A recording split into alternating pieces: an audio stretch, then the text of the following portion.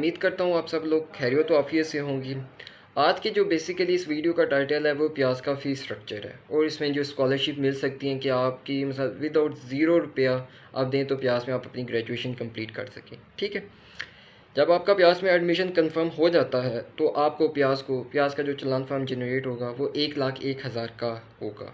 ठीक है, 2-3 साल जब भी आप आगे इंशाल्लाह आपका एडमिशन होता है, इस साल नहीं हुआ तो अगले साल 2024 में, 2025 में, 2026 में, ये पिछले 6-7 सालों से इनकी जो पहले सेमेस्टर की फ़ी है वो 1,01,000 है। ठीक है, इसमें जो 1,01,000 है इसमें आपके पास हॉस्टल के ड्यूज़ नहीं आते, लेकिन इसमें आपके पास पहले सेमेस्टर की फ़ी आ जाती है।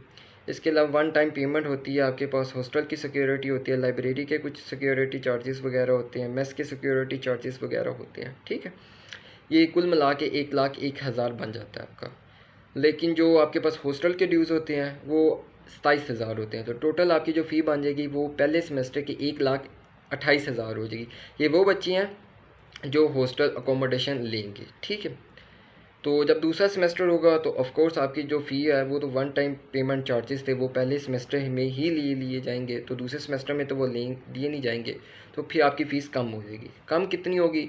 जो आपके पास सेमेस्टर की फ़ी होगी वो तो आपके पास 48,000 होगी, और आपकी जो वो ये क्या कहते हैं हॉस्टल के ड्यूज़ होंगे वो 27,000 होंगे। ठीक है, अब इसमें बाकी चार्जेस आपके पास आ जाते हैं, पेपर फंड वगैरह लेंगे, एग्जामिनेशन कुछ चार्जेस वगैरह होंगे, तो एक कुल मिला के आपके पास 88,000 बन जाएगी दूसरे सेमेस्टर की फ़ी, इसी तरह तीसरे की, इसी तरह चौथे की, इसी तरह पाँचवें की, छठे की, सातवें की, आठवें की। ठीक है, ये आपके पास हॉस्टल और आपकी यूनिवर्सिटी की जो फ़ी होगी ये आपके पास अगले मतलब दूसरे तीसरे अप टू 8 सेमेस्टर तक वो 88,000 होगी, और जो पहले सेमेस्टर की फ़ी होगी विद हॉस्टल अकोमोडेशन वो आपकी 1,28,000 होगी। ठीक है, लेकिन अब इसमें बात आ जाती है, जो अगर हॉस्टल लिया है तो उसमें आपके पास मेस के ड्यूज़ आ जाते हैं। मेस के ड्यूज़ डिपेंड करते हैं ये आपके पास डॉलर के ऊपर, जिसी तरह डॉलर की कीमत ऊपर जाती है उसी तरह मिसाल ये आपके पास खाने के अखराजात प्याज के मिसाल हॉस्टल में भी उसी तरह आपके अपग्रेड करते जाते हैं।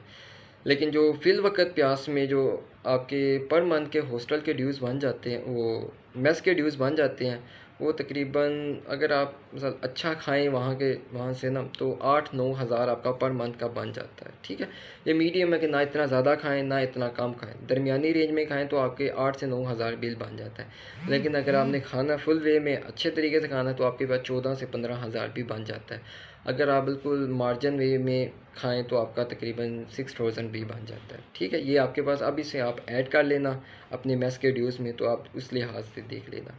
अगर ओवरऑल देखा जाए कि जो आपकी जो टोटल डिग्री की जो आपके टोटल डिग्री के ऊपर खर्च आ जाता है 4 सालों में, वो ओवरऑल अगर देखा जाए तो वो 11 to 10 lakhs बन जाता है पाकिस्तानी ना। 10 से 11 लाख आपका टोटल ग्रेजुएशन पे खर्चा आ जाता है एक्सपेक्टेड। ठीक है, ये भी मैंने बिल्कुल बहुत ज़्यादा बताया देख देख के कि मतलब कोई भी अखराजात जाने आने का चार्ज बिल्कुल वे में अगर आप खर्चा पानी भी इस्तेमाल करते हैं अच्छे वाला तो भी तब भी आपका 10 से 11 लाख आपका ना प्याज के ऊपर ग्रेजुएशन पे टोटल खर्चा आ जाता है। ठीक है, इसके अलावा प्याज में स्कॉलरशिप बहुत ज़्यादा होती हैं, स्कॉलरशिप इतनी ज़्यादा होती है कि आपका होप्स हो आप फ्री ऑफ कॉस्ट भी पढ़ लेते हैं। अक्सर बच्चे फ्री ऑफ कॉस्ट पढ़ते हैं। प्याज में कोई बच्चा नहीं है जो मतलब सेमेस्टर की पूरी फ़ी देता हो, मतलब 88,000 कोई वैसा बच्चा नहीं होगा आई थिंक सो जो पूरी फ़ी देता हो। इसमें आपके पास नीड बेस्ड स्कॉलरशिप प्याज में होती है। इसमें जो नीड बेस्ड स्कॉलरशिप होती है नस का अगर आप फॉर्म देखें, यूईटी का फॉर्म देखें तो वो 10-15 पेजेस का फॉर्म होता है, घर का पूरा पता, घर वालों के मतलब स्कॉलरशिप आपने लेनी है, घर वालों से अगले परदादे दादे सबका वो बायोडाटा लेते हैं। प्याज में बिल्कुल ऐसा कोई सीन नहीं, एक छोटा सा पेज होगा, उस छोटे से पेज के ऊपर एक शीट का पेज होगा, उसमें आपने अपने कॉन्टैक्ट इन्फॉर्मेशन देनी है, अपने फादर का नेम देना है, बाकी थोड़ी बहुत अपने मिसल पीछे बता देना कि यार मेरी एफएससी कहाँ से, आईसीएस कहाँ से, आगे मैट्रिक वगैरह कहाँ से, और कहाँ से बिलोंग करते हो। ठीक है, और घर में सिबलिंग्स वगैरह का बता देना कि कितनी सिबलिंग्स हैं, कौन कहाँ कैसे पढ़ रही हैं। बस एक छोटा सा पेज होगा, ज़्यादा बड़ा पेज नहीं होगा। ठीक है, जब ये आपने फिल कर लेना है, इस वो फिल करने के बाद आपसे वो पूछा जाता है कि आपके जो फादर की इनकम है, मतलब जो टोटल आपके पास ग्रॉस इनकम इकट्ठी होती है वो कितनी है, तो वो आपके पास 45,000 से कम होनी चाहिए। और जिन बच्चों की वालदैन की इनकम होती है 1,10,000, 2 लाख, 3 लाख, और वे झूठ मूठ लिख के 45,000 से कम लिख देते हैं, तो छोटा सा मैं क्या 5 से 6 मिनट का इंटरव्यू होता है, छोटा सा 6 से 5 मिनट का इंटरव्यू होता है। और इस इंटरव्यू में क्या पूछा जाता है, बस ये पूछा जाता है कि फ़ादर का नाम क्या है, आपका नाम क्या है, सिबलिंग्स वगैरह क्या कर रही हैं, उनके ऊपर कितना खर्च आता है। और यकीन मानो कोई ऐसा बच्चा नहीं है जिसे स्कॉलरशिप वो वाली ना मिल जाए, हर किसी को स्कॉलरशिप मिल जाती है। उस स्कॉलरशिप से क्या होता है, आपकी जो ये सेमेस्टर की फ़ी होती है वो ऑफ हो जाती है।